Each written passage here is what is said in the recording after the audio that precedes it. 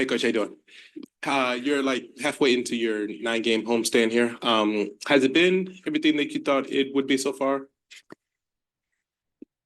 It's been positive. Lots of really good things happening from our defense to our offense to the flow in which we're playing, the how we're playing.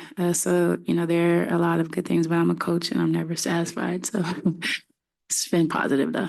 Um, have you used this time to get in though, like your offense and your defense and like all of those things that you wanted, like Yeah, to like that in? it's a little bit difficult because we're also in the stretch of the season where, we've played a ton of games in a small amount of time. And I don't want to overtax our team on the floor. So, the things that we're doing pretty decent in, we're continuing to just kind of rep that reminders of things, the things that we have deficiencies in, where we can improve. We kind of highlight that in a short amount of time. So, yes, to the point of sometimes it's getting better through film with a little bit, maybe a walkthrough and not an extended practice. But the efficiency of being at home really matters, the resources that we have. So then practice doesn't, it becomes bearable because we're in our own space and, we like to stay short and sharp.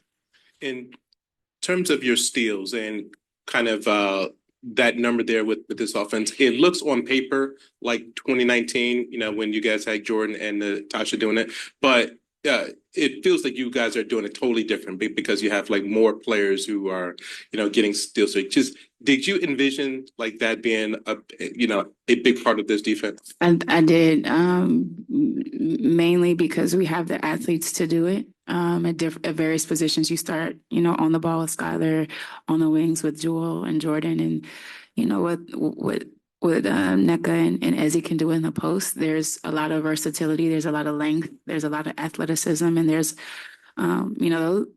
those players. They want to play defense for each other, and part of that is, our activity, the deflections, the speed in which all of them have.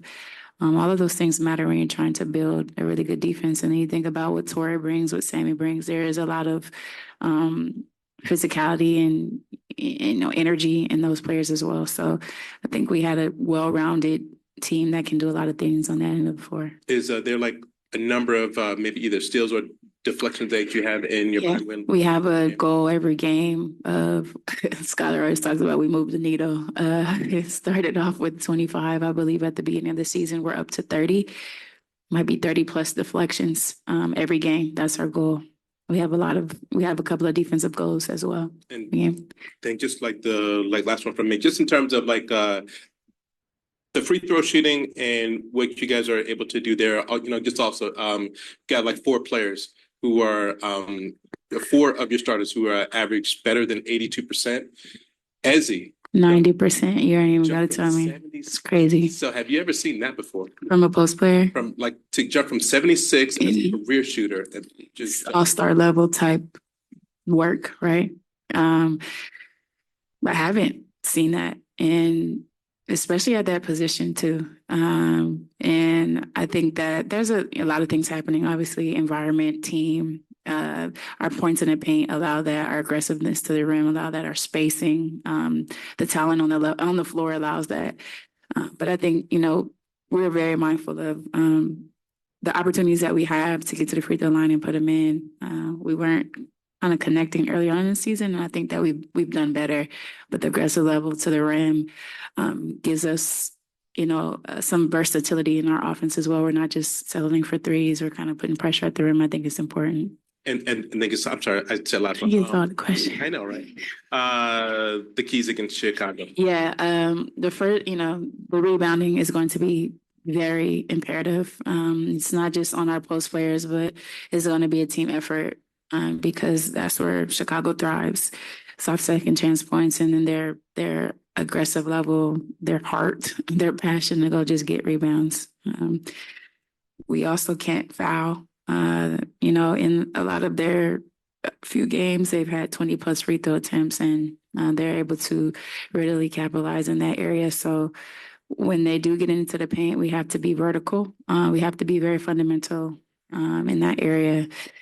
And they have to defend us as well. So taking care of the ball is very important. I know that they pressure, they deny elbows, they pick up full court, the things that, young, talented individually teams can do. And so we have to make sure we're taking care of the ball, but also putting pressure at the rim as well. Coach, you kind of talked about it earlier with the post players and talking about Nneka and Ezzy, but playing a team like Chicago with the talent they've got in the post, how big is it to have players like Mercedes and maybe even Joyner, contributing off the bench? Because obviously, I think last game, Ezzy and Mercedes did get a little foul trouble early, and you had to get some more minutes from a Joyner from Ezzy. Yeah, so how big are those? Yeah, I mean, our crew has to stay out of foul trouble. That's why even in practice we worked on verticality. Verticality the other day is going to be important. So that's one, but two, it's good to have Sadie's to come in to defend, that the size that they have. And what Sadie's can do for us offensively helps our flow and all of those things. Joyner, a little bit different matchup with Reese and Cardoso. So her ability to guard Harrison comes into play and is important, but it's good to have some front court depth as it relates to finding ways to neutralize what Chicago can do with their inside presence. Coach, regarding as we've all seen what our numbers are this year, but what about some of the intangibles that you see from a coach's eyes, maybe the fans don't see, or maybe even we don't see? What are some of those improvements that you've seen in her this year? In who? I'm sorry. In Ezzy. In Ezzy. Oh, one of the things that we wanted to work on was her back to the basket, her post moves, and I think she's been very, very good in that category. A lot of more isolated post ups for her. We didn't do that as much last season. She improved her three last season, so now it's a balance. Now you see her shooting the three. Pretty decent numbers, but also you're seeing what she can do around the rim and what she's been doing in transition, finishing, getting up the floor. The playmaking, even in transition, getting those rebounds and pushing it up and being comfortable playing off 2 feet and finding ways to play make in transition. And,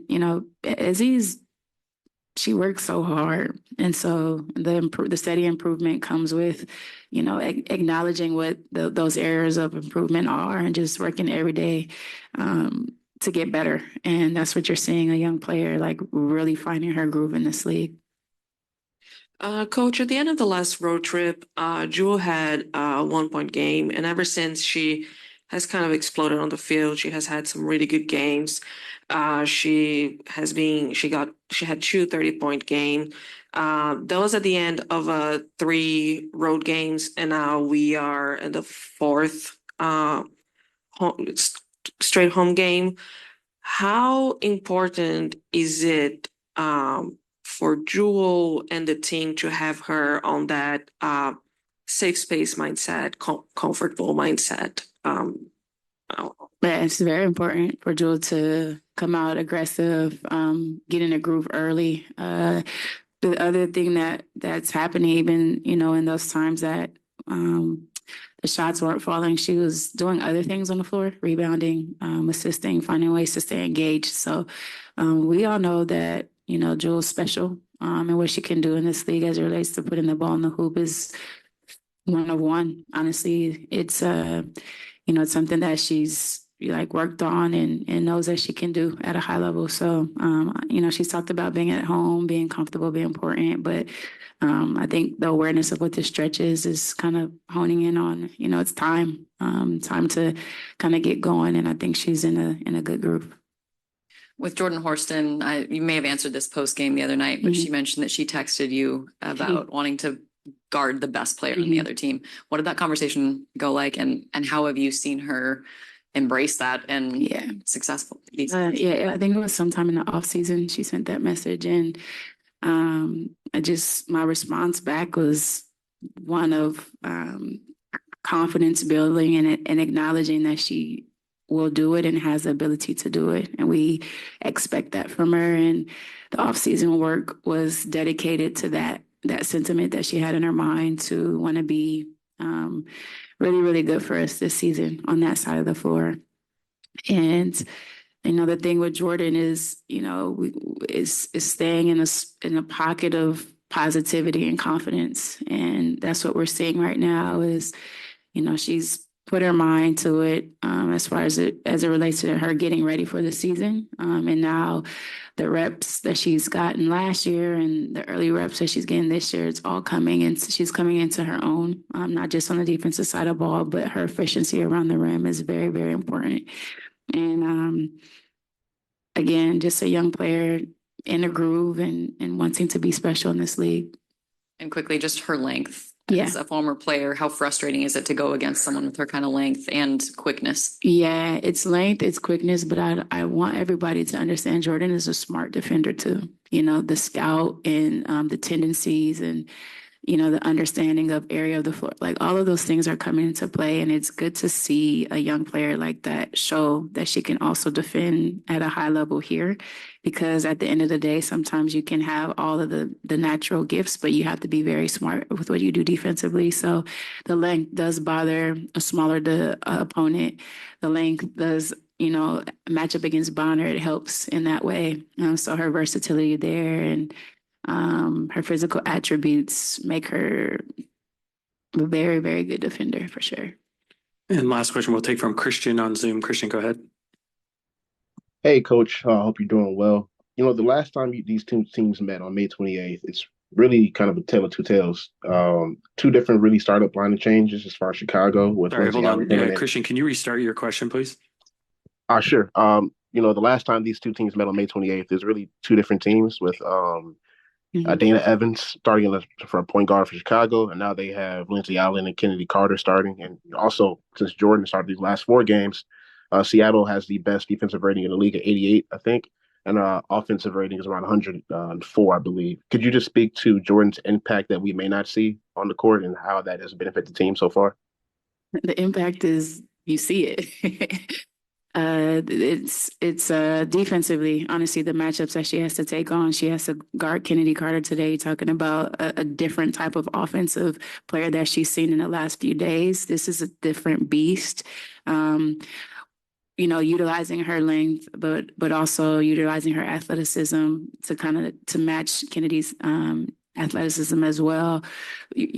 The impact is exactly what you're seeing. And offensively, it's icing on the cake when she can get in transition and be a playmaker, find her teammates, or knock down an open 3 or finish around the rim. So it's not just defensively, it's offensively. It's also, her being coachable. We talk about her accountability partners and really, feeding off of Ezzy and Nneka. So, she's growing up in a major way. All right, thanks, Coach. For the game.